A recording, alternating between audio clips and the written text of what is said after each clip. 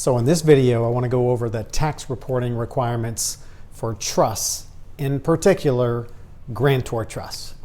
So hey everybody, I'm Paul Rabelais. I'm an estate planning attorney. It's the time of the year here where, here we are, beginning of March. Lots of tax questions often pop up. A lot of confusion in the area of, do trusts have to file a tax return? So that's what this is all about. Trusts are real popular for a lot of reasons. Trusts are popular for probate avoidance purposes.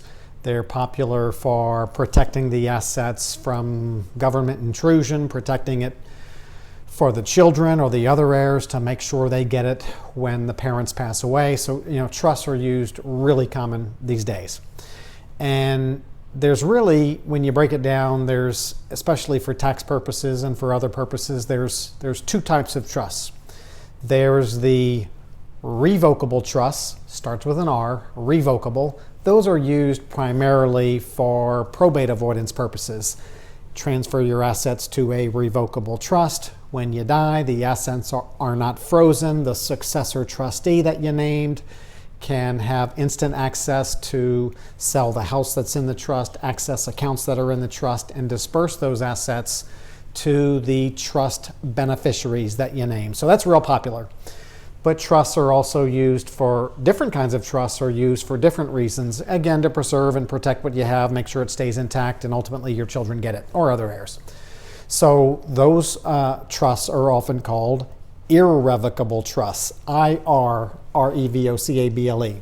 So there's revocable trusts and there's irrevocable trusts. And our tax laws can dictate different tax reporting treatment based on what kind of trust it is and what powers you retain in the trust instrument. So to start here, I'm going to refer to a provision of the IRS website. And so it's just two sentences, but I'm going to read it. It says trusts, or three sentences, I believe. Trusts must file a Form 1041 U.S. income tax return for estates and trusts for each taxable year where the trust has $600 in income or the trust has a non-resident alien as a beneficiary. However, it says, however, if the trust is classified as a grantor trust, we'll talk about that in a minute. However, if the trust is classified as a grantor trust, it is not required to file a Form 1041, provided that the individual grantor reports all items of income and allowable expenses on his own Form 1040, U.S. individual income tax return. Thus, the grantor/individual would pay the total tax liability upon the filing of his return for that taxable year. Okay, so what it's saying is if the trust is a grantor trust, then the trust is really ignored for tax purposes. All of the trust's income and expenses just flow through to the individual return of the person who set up the trust, who could be called the grantor or the settlor or the trustor. Okay, so stay with me. Feel free to rewind or redo or whatever if you have to. So now it becomes important for us to define what's a grantor trust. So Internal Revenue Code has provisions as to if a person sets up a trust and they retain these certain powers or controls, it's a grantor trust. Trust is ignored. All items of income flow through to the grantor's personal return. So first I want to address the revocable trust when that's a grantor trust, and then I want to work on when there's an irrevocable trust and when that's a grantor trust. So first let's go over the easy one, the revocable trust. Well, our Internal Revenue Code has some provisions there, Articles 673 through 679, and each one of those is a specific power where if you retain that power and you set up a trust, it's a grantor trust. Well, Article 676, the power to revoke. If you set up a trust and retain the power to revoke it, it's a grantor trust. By definition, a revocable trust is a grantor trust. It's ignored for tax purposes. When the trust sets up an account, you don't need a tax ID number. You use your personal Social Security number. All income flows through to your personal return. End of story, easy to understand. Now let's talk about irrevocable trusts. Some irrevocable trusts can be grantor trusts, some are not. So let's talk about a couple of circumstances where an irrevocable trust is a grantor trust. Consequently, trust ignored for tax purposes, income flows through to the grantor's personal return. One of those is Article 677. The grantor retains the income from the trust assets, or income for the benefit of the grantor. So if the income from the trust assets is being dispersed or must be dispersed to the grantor, then the trust is a grantor trust. And then there's several others, but another one that is used quite a bit is Article 674.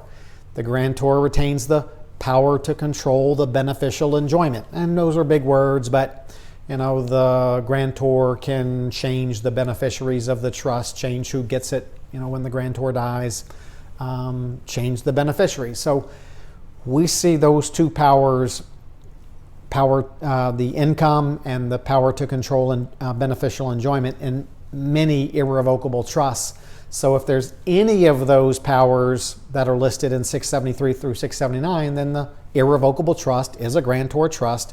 Trust doesn't have to file a return. Grantor just reports all income and deductions on their personal return. So there you have it. For trust tax reporting, you have to determine whether it's a grantor trust. All revocable trusts are grantor trusts. Some irrevocable trusts are grantor trusts. What can confuse people even more is when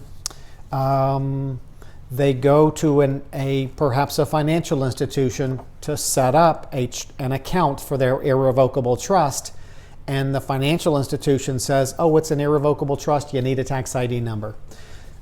The financial institution's requirement that you get a tax ID number before that trust sets up an account there isn't indicative of whether it's a grantor trust or not. It's just indicative of that bank's policy or that financial institution's policy says when it's an irrevocable trust, they need a tax ID number. But it still could be a grantor trust where all income flows through to the grantor's personal return. So some people get a little bit freaked out when they get their tax ID number on behalf of their trust, and then they get a letter from the IRS that looks, something like this. And on that letter, it says, based on the information received from you or your representative, you must file the following forms by the dates shown. Form 1041, that's the trust tax return. And then it lists the April 15th of the next year. And so this scares some people, but if you have a grantor trust, you can ignore that requirement that the trust income tax return be filed. Hope that gives you a little bit of guidance towards whether, if you have a trust, whether it needs to file its own return or whether it's a grantor trust, and then all that income and all those income items and deduction items are reported on your personal return. Go take care of business. Hope this helps. Rewind it and listen to it again. Subscribe to the channel. Listen to the podcast. Have a great day. See ya.